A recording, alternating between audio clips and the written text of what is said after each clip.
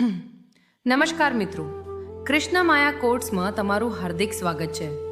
અહીં અમે મનોવિજ્ઞાન, માનવ સ્વભાવ, સંબંધોની ઊંડાઈ અને જીવનના એવા રહસ્યો વિશે વાત કરીએ છીએ જેને સમજીને તમે પોતાને વધુ સારી રીતે ઓળખી શકો છો. આજનો વિષય માત્ર આકર્ષણ વિશે નથી, પરંતુ બે વ્યક્તિઓ વચ્ચે વિશ્વાસ, સન્માન અને વ્યક્તિત્વ દ્વારા સર્જાતા માનસિક અને ભાવનાત્મક જોડાણ વિશે છે.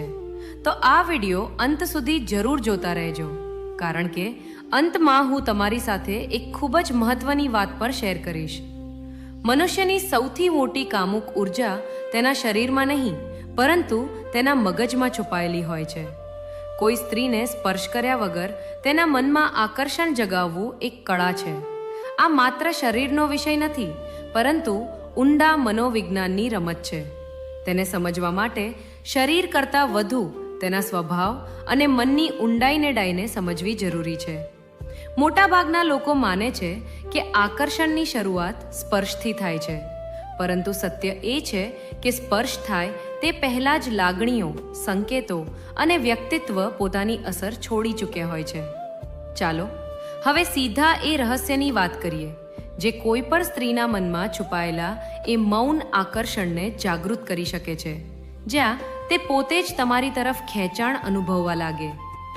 સ્ત્રીનો સ્વભાવ ઊંડા પાણી જેવો હોય છે.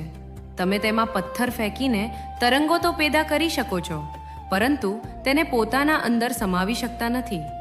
જો તમે તેના મનને સ્પર્શ કરવા માંગતા હો તો માત્ર તેના શરીરને સ્પર્શ કરવાની ભૂલ ન કરશો. તેના મનની એ ઊંડી પરતો સુધી પહોંચવાનો પ્રયાસ કરો, જ્યાં કદાચ આજ સુધી કોઈ પહોંચી શક્યું નથી. પહેલું સૂત્ર: આંખોની સ્થિરતા. જ્યારે તમે કોઈ સ્ત્રીને જુઓ ત્યારે તમારી આંખોમાં લાલસા નહીં, પરંતુ ઊંડાણ હોવું જોઈએ. એવું ઊંડાણ કે જાણે તમે તેને માત્ર જોઈ રહ્યા નથી, પરંતુ તેના વ્યક્તિત્વને સમજવાનો પ્રયાસ કરી રહ્યા છો. જ્યારે તમારી નજર તેની નજર સાથે મળે ત્યારે તે ક્ષણમાં એક સ્વાભાવિક વિરામ હોવો જોઈએ. એવો વિરામ કે તેને તમારી હાજરી કંઈક અલગ લાગે. વાસનાથી ભરેલી નજર અસ્વસ્થતા પેદા કરે છે, પરંતુ આત્મવિશ્વાસ અને રહસ્યથી ભરેલી નજર જિજ્ઞાસા જગાવે છે. તે વિચારવા લાગે છે, આ વ્યક્તિમાં એવું શું છે? બીજું સૂત્ર: અવાજનો પ્રભાવ. શબ્દો કરતાં વધુ મહત્વ એ વાતનું હોય છે કે તમે તેને કેવી રીતે બોલો છો. જ્યારે તમે વાત કરો ત્યારે તમારા અવાજમાં શાંતિ, આત્મવિશ્વાસ અને સ્થિરતા હોવી જોઈએ. ખૂબ ઝડપથી અથવા ગભરાઈને બોલેલો અવાજ અસર કરતો નથી, જ્યારે સંતુલિત અને સ્પષ્ટ અવાજ સામેની વ્યક્તિને સહજ અનુભવ કરાવે છે. જે વ્યક્તિ ધ્યાનથી સાંભળે છે અને સમજીને બોલે છે તેની વાતોની અસર ઘણી વધુ ઊંડી હોય છે. ત્રીજું સૂત્ર: પોતાની સ્વતંત્રતા જાળવી રાખો. વધારે પડતું ધ્યાન આપવાથી ઘણીવાર તમારું મહત્વ ઘટી જાય છે. જો તમે દરેક વાતમાં તરત જ ઉપલબ્ધ રહો છો તો તમારી કિંમત ઓછી થઈ શકે છે. પરંતુ જો તમે સન્માન જાળવી રાખીને પણ તમારા પોતાના જીવન, લક્ષ્યો અને કામમાં વ્યસ્ત રહો તો સામેની વ્યક્તિ સ્વાભાવિક રીતે તમારી તરફ વધુ આકર્ષાય છે. આત્મનિર્ભર વ્યક્તિત્વ હંમેશા આકર્ષક લાગે છે.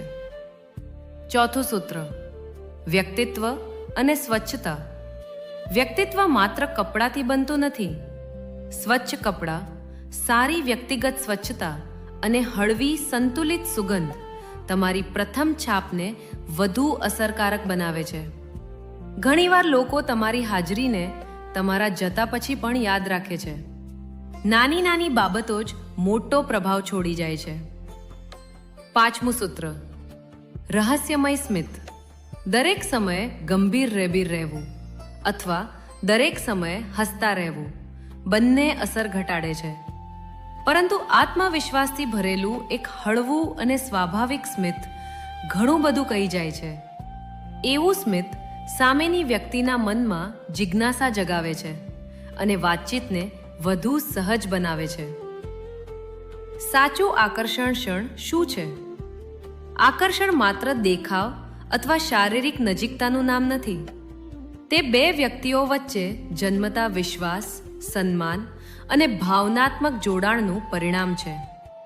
જ્યારે તમે કોઈની વાત ધ્યાનથી સાંભળો છો, તેની નાની નાની વાતો યાદ રાખો છો અને તેના વ્યક્તિત્વ તથા પ્રયત્નોની પ્રશંસા કરો છો, ત્યારે તે માનસિક રીતે તમારી સાથે વધુ સહજ અનુભવ કરવા લાગે છે. હાસ્ય પણ આકર્ષણનો એક મહત્વપૂર્ણ ભાગ છે. જે વ્યક્તિ વાતાવરણને હળવું રાખે છે, સન્માનપૂર્વક વાત કરે છે અને બીજાને આરામદાયક અનુભવ કરાવે છે, તેની સાથે લોકો વધુ સમય પસાર કરવાનું પસંદ કરે છે. ઘણા લોકો શરૂઆતમાં જ અશિષ્ટ અથવા વધુ વ્યક્તિગત વાતો કરવા લાગે છે. આ તેમની સૌથી મોટી ભૂલ હોય છે. પરિપક્વ આકર્ષણ હંમેશા સન્માન, સારા સંવાદ, ધીરજ અને સંકેતો દ્વારા વિકસે છે. ક્યારેક માત્ર એક સ્મિત આપો અને પછી સામાન્ય વાતચીત ચાલુ રાખો. ઘણી વખત કલ્પના અને રહસ્ય સીધા શબ્દો કરતાં વધુ અસરકારક સાબિત થાય છે. અને સૌથી મહત્વપૂર્ણ વાત, પોતાના પર નિયંત્રણ રાખો. જો તમારું આખું ધ્યાન માત્ર પરિણામ પર રહેશે તો તમારી બેચેની સામેની વ્યક્તિ પણ અનુભવી લેશે. પરંતુ જ્યારે તમે આત્મવિશ્વાસી, ધીરજવાન અને સ્વાભાવિક રહો છો, ત્યારે જ તમારું વ્યક્તિત્વ સાચો પ્રભાવ છોડી શકે છે.